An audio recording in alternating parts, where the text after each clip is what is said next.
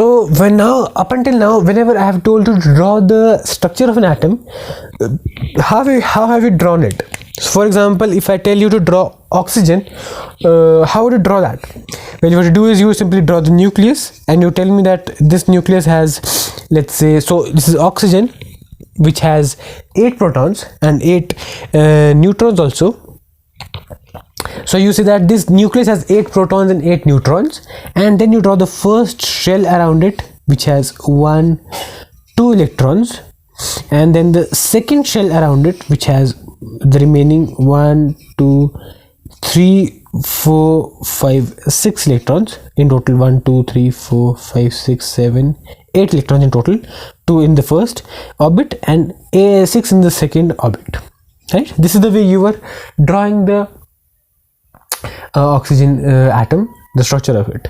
But this thing takes a lot of time, and if I have to draw all the atoms in this way, it will be a tedious task and I'll waste a lot of time. And now imagine I have to draw now the magnesium atom here and all those, so it will be a tough task, right? So what I can do is I can reduce my work by first of all we've noticed that if we are talking about chemical reactions, when 2 atoms combine from molecules and all that, we are only worried about the last outermost orbit, right? We are only worried about the valence electrons. Either we are gaining some valence, either we are putting some electrons here. So one thing to note here is that these electrons, these 6 electrons in the outermost orbit are called valence electrons. Valence electrons. Why are they called valence electrons? Well, because they are in the outermost shell, and they are the ones that generally participate in any reaction. So maybe oxygen might lose these electrons or might want to gain 2 electrons to reach octet, right? So it is this shell that is most active in any reaction. So reaction simply means the combining or something happening between 2 atoms or 2 or more than 2 atoms or molecules.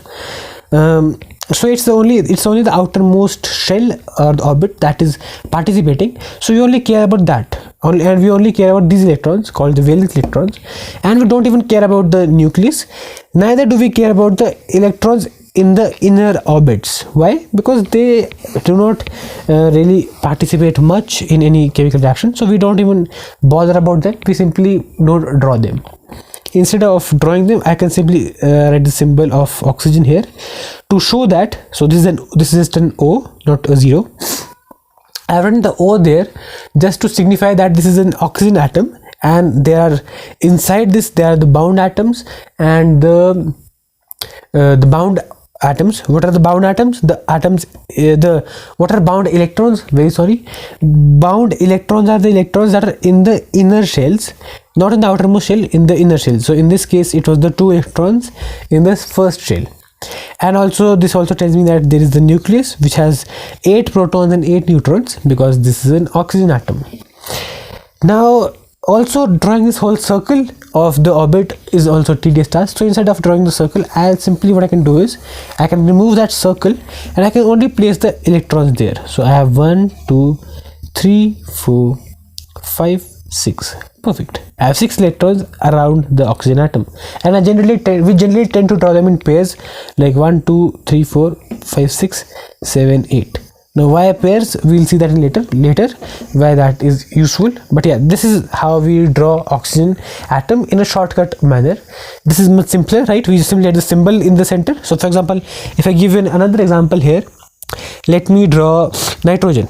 Nitrogen is N, the symbol. It has 7, its atomic number is 7, which means 2 would be in its inner first shell, and remaining 5 electrons would be in its second shell.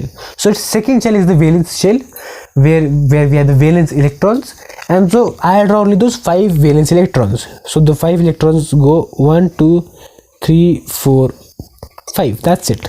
I'm trying to draw them in pairs, and 1 electron is left here, doesn't matter. But yeah, this is how you draw the structure of atoms in a shortcut manner. And such a method of drawing the diagrams or drawing the structure of atoms is called the Well, you can guess the name very easily. It is called the, so first of all, what are we showing in this atom? We are basically concerned with the electrons. So this is called the electron. And what are we representing the electrons as? Well, we are representing the electrons as small tiny little dots. So we call this the electron dot structure. Dot structure. I hope that is visible. Yeah, it is called the electron dot structure. Let me just shift the table slightly to make it clearer. Yeah, it is called the electron dot structure, and that is so because we are representing the electrons as dots and representing the structure in a shortcut manner. And yeah, that is, so this is the way that we'll be following from now onwards, because this is simpler, more precise and easier to draw, and it saves our time. So yeah, that is how you draw electron dot structures, and that is it for this video.